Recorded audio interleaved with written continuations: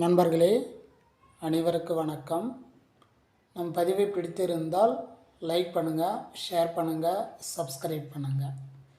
நண்பர்களே, எஸ்ஜிடி எக்ஸாமுடைய 2025 நீங்கள் குவாலிஃபைடு ஆகியும் உங்கள் பேர் லிஸ்ட்டில் வரலாம். இனி கவலைப்பட தேவையில்லை. என்னங்க இப்படி சொல்கிறீங்க அப்படிலாம் நீங்கள் கேட்பீங்க. உண்மைதான் நண்பர்களே. நாம் வேக்கன்சிஸ் இன்க்ரீஸ் பண்ணால் நிச்சயம் உங்களுக்கு மீண்டும் ஒரு வாய்ப்பு இருக்கும். சரிங்களா? கண்டிப்பாக அதற்கான கோரிக்கைகள்லாம் அதற்கான ஒரு அறவழியில் போராட்டலாம் தற்போது போயிட்டு தான் இருக்கிறது. இருந்த போதிலும் கண்டிப்பாக தமிழக அரசு ஏதாவது ஒரு நல்ல முடிவு எடுத்து வேக்கன்சிஸ் இன்க்ரீஸ் பண்ணாங்கன்னா நிச்சயம் நமக்கு அதில் ஒரு இடம் அப்படின்னு நம்ம நினைக்கலாம். இருந்த போதிலும் சரிங்களா, இது சொல்கிறது கொஞ்சம் கஷ்டமாக தான் இருக்குது. இருந்தாலும் அவங்க அந்த காலி பணியிடங்கள் எண்ணிக்கை அதிகரிக்கப்படவில்லை. இதை அப்படியே விட்டுட்டாங்கன்னா தயவுசெய்து நீங்கள் அப்செட் ஆகாதீங்க. சரிங்களா? உங்களுக்கு அடுத்த ஒரு வாய்ப்பு, மிகப்பெரிய வாய்ப்பு காத்துக்கிட்டுருக்கு அப்படின்ற மாதிரி நினைத்து நீங்கள் அடுத்தடுத்து வரக்கூடிய எக்ஸாமுக்கு நீங்கள் ப்ரிப்ரேஷன் தயவுசெய்து ஸ்டார்ட் பண்ணிடுங்க. சரிங்களா? நிச்சயம் இப்போது நீங்கள் டிஎன்பிசி குரூப் 4க்கு அப்ளை பண்ணியிருப்பீங்க. இது இல்லாமல் இன்னும் பார்த்தோன்னா நிறைய எக்ஸாம்ஸ் இதில் தொடர்ந்து வரப்போகுது.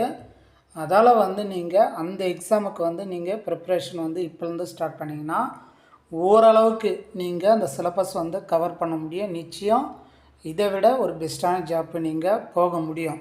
சரிங்களா? இது சொல்கிறதுக்கு மனசு கஷ்டமாக தான் இருக்குது. தயவுசெய்து என்னை மன்னித்து கொள்ளுங்கள். சரிங்களா? ஏன்னா ஒரே விஷயத்தில் கான்சன்ட்ரேஷன் இருக்கும்போது கண்டிப்பாக நீங்கள் மனசை அப்செட் ஆவீங்க. சரிங்களா? நான் அதுக்காக தான் சொல்கிறேன். தயவுசெய்து மீண்டும் ஒரு முறை என்னை மன்னித்து கொள்ளுங்கள். நீங்கள் அடுத்தடுத்து வரக்கூடிய வாய்ப்புகளை நீங்கள் பயன்படுத்திங்க. சரிங்களா? வாய்ப்புகள் பலவிதம். சரிங்களா? ஒரு போஸ்டிங் கிடைக்கலனாலும் பரவாயில்ல, நீங்கள் அடுத்து வரக்கூடிய பெரிய போஸ்டிங்கு அது பார்த்திங்கன்னா மிகப்பெரிய ஒரு வெற்றி காத்திருக்குது அப்படின்ற மாதிரி நினைத்து கொண்டு நீங்கள் வழக்கம் போல் படித்து வாருங்கள்.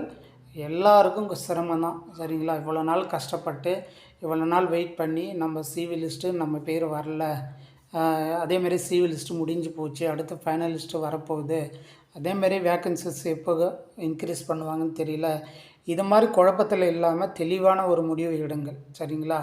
கண்டிப்பாக வேக்கன்சிஸு இன்க்ரீஸ் பண்ணால் உங்களுக்கு ஒரு இடம் இருக்குது அப்படின்ற ஒரு நம்பிக்கையில் இருங்க.